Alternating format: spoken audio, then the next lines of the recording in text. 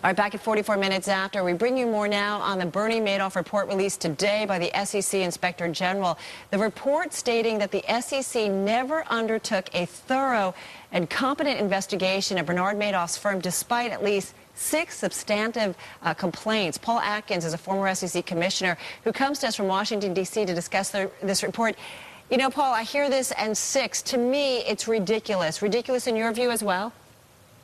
Well, I think it's a tragic story, obviously, and it comes down to a management issue, ultimately, of how the staff is motivated to look into things like this, even though the evidence, you had some good people who were focusing on the evidence, thought it was compelling, thought it deserved further investigation, and unfortunately others did not. Well, why? I mean, it's hard for us to understand how the SEC could overlook something like this, because Bernie Madoff obviously ran in with big movers and shakers. $65 billion is a pretty big size for a fund. And there were so many complaints for a guy that had accountants in a trailer park in upstate New York. I mean, how does the SEC miss something like this? Yeah, well, I think it comes down to training partly it's siloization between the various divisions at the SEC, where they don't really rely on each other for the information that's within them, and they're not, you know, I guess, used to the best effect. And then it's also chasing headlines. You'll see in part of this report, it seemed like the evidence that had been collected for Madoff wasn't the flavor of the month of what was being pursued at the time. And so that's why it wasn't, if it didn't fit that particular thing they were looking for, in this case front running, then they sort of passed it by.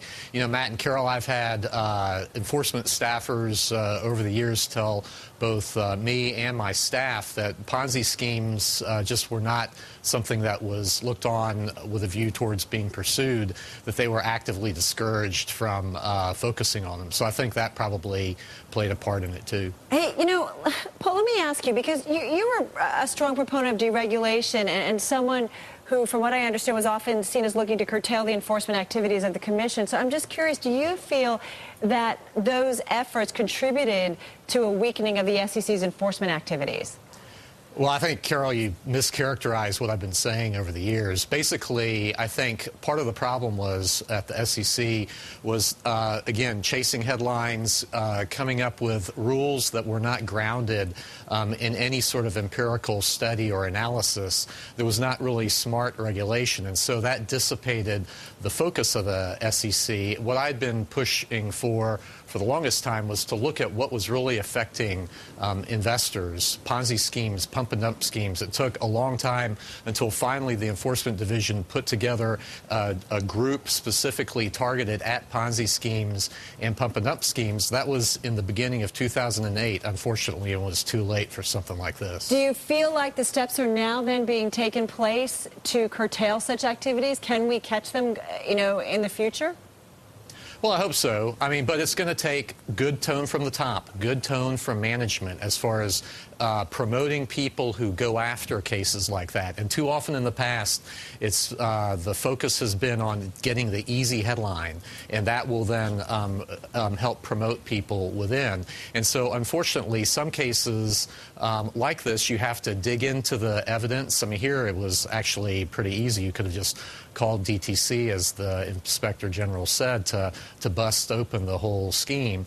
But a lot of Ponzi schemes are much tougher than that, and they're done by hardened criminals who lie through their teeth, obviously. So you have to do a fair amount of investigation. It's not sort of handed to you on a silver platter. That's why sometimes I think people are discouraged from going after those sorts of things, because they're not rewarded for it. What do you think, Paul, about the chances that the SEC does turn around and start to catch people? I mean, with Bernie Madoff, obviously, it's a big story that everyone can read on the front cover of the Post because of $65 billion, people lose everything. But then you've got some high-frequency trading, some flash order problems, which steal pennies here and pennies there, but amount to a lot more. Do you think that the SEC is properly staffed to be able to deal with this kind of thing?